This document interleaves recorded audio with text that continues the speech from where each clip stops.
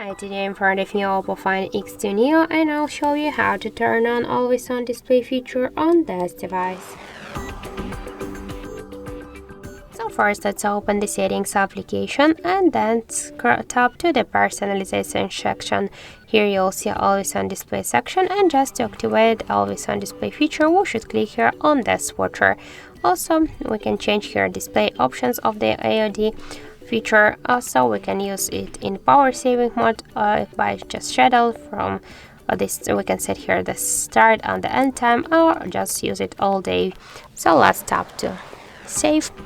Just let's lock the device, and now we can see that we just successfully activated the always on display feature on our OPPO device.